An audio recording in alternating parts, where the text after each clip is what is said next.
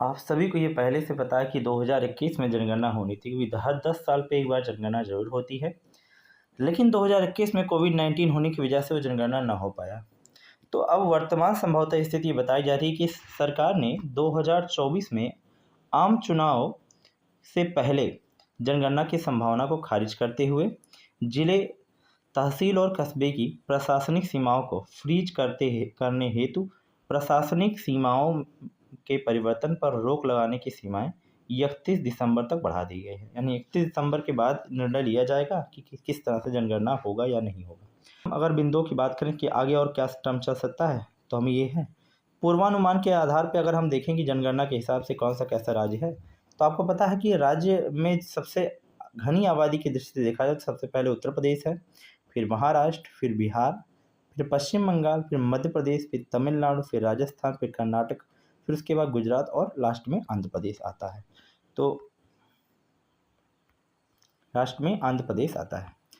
ऐसे हम बात करें अगर जो प्रेजेंट टाइम में कि जनगणना के बारे में कुछ महत्वपूर्ण तथ्य, तो भारत में जो होने वाली जनगणना है, भारत के लोगों की विविध विशेषताओं के संदर्भ में विभिन्न सांख्यिकीय जानकारी का सबसे बड़ा एकल स्रोत माना जाता है। वर्ष 1972 में पहली जनगणना अधिनियम रूप में अलग अलग समय पर की गई थी, जबकि 1881 में देश जब विभाजित नहीं था, तो उसमें विभिन्न हिस्सों में पहली नियमित एक ही साथ जनगणना की गई थी।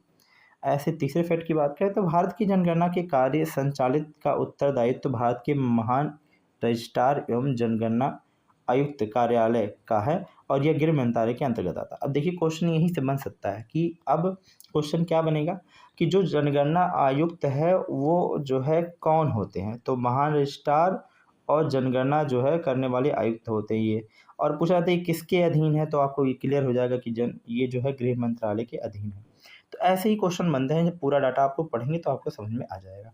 ऐसी बात करें छठवें पॉइंट में, तो वो छठा पॉइंट जैसे लिखा है जनगणना की भारतीय संविधान जो अनुच्छेद है 246 के अंतर्गत जो है आता है और ये संघ सूची में रखा गया है। ये बहुत इंपॉर्टेंट फैक्टर है, ये भी अनुच्छेद भी आप लोग याद रखेंगे कि जो जनगणना है ये अनुच्छेद 246 के अंतर्गत रखा हुआ है और ये संघ सूची में आता है।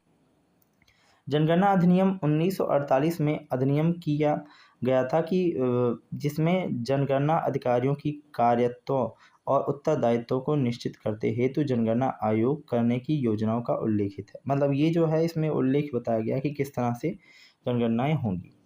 1951 की जनगणना की बात करें तब प्रत्येक जो है जनगणना के लिए पदार्थ जो है तथ्य आधार पर जनगणना संगठन की स्थापना की गई थी। मतलब इसमें हमें तर्क के आधार पर चीज़ें बताई गई थी, उस हिसाब से 1951 में जनगणना की गई थी।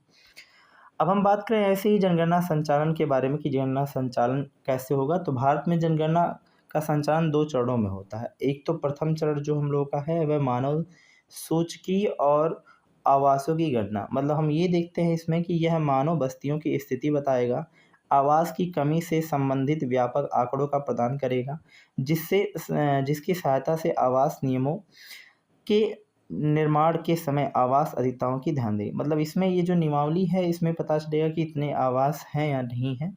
साथ ही साथ यह परिवार का उपलब्धि जो है सुव्यवस्थित और संपत्ति पर आंकड़े सूचनाओं एक विशिष्ट श्रृंखलाओं की भी प्रदान करता है। मतलब मानव से जुड़ी हुई जितनी भी उनकी चीज़ें हैं उस हिसाब से ये चीज़ें होंगी। द्वितीय जो चरण हम लोग का है वह है जनसंख्या गणना। जनसंख्या गणना इस तरह से होगा कि इस चरण में प्रत्येक व्यक्ति की गणना की जाएगी और उसकी व्यक्तिगत विवरणों जैसे आयु, वैवाहिक स्थिति, धर्म, अनुसूचित जाति, अनुसूचित जनजाति, मातृभाषा, शिक्षा का स्तर क्या है, विकलांगता, आर्थिक गतिविधि, प्रवास, प्रजनन क्षमता महिलाओं के लिए पर आंकड़ों पर बात की जाएगी। मतलब दो चरण में आप लोगों को देखने के लिए मिलेगा और इस तरह से ये चीज़ें समझ में आ गई होंगी आप लोगों को।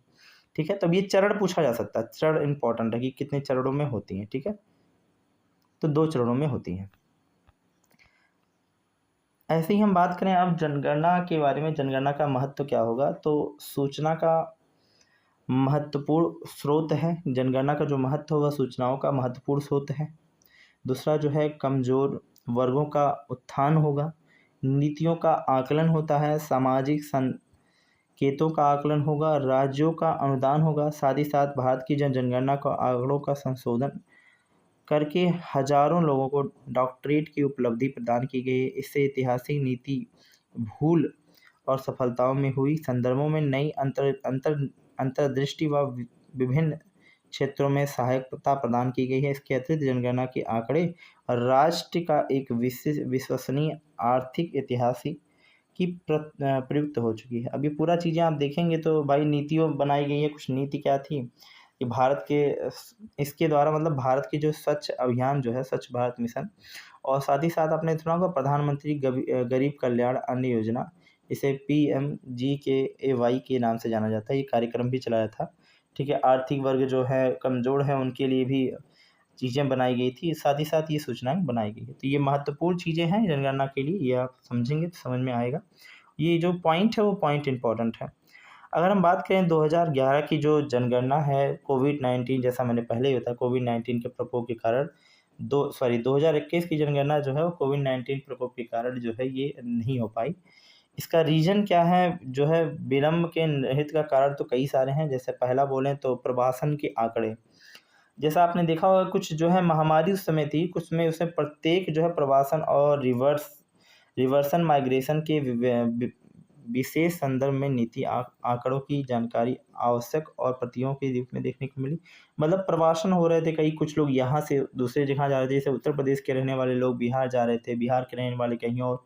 तो इस तरह से प्रवासन की स्थिति के कारण भी निलंबित किया गया था 2021 की जनगणना। साथ ही साथ दूसरा कारण ये रहा कि सामाजिक समविवरण में अक्षमता आई। जैसे कि हम समझ सकते हैं कि जनगणना के आंकड़ों में वर्तमान विलंब 10 करोड़ से अधिक लोगों की अनुव्यवस्थित सब्सिडी और खाद्य वस्तुएं प्राप्त करने के लिए उनके अधिकार से वंचित करने के साथ साथ उनसे सबसे अधिक उत्तर प्रदेश और बिहार और ये चीज़ें देखने को मिल रही हैं। ठीक है, तो ये आंकड़े आप लोगों को याद नहीं रखने, बस समझने हैं कि चीज़ें क्या हैं, किसके कारण है, और आपको ऑप्शन जब मिलेगा तो वहाँ से आप क्लियर कर भी लेंगे।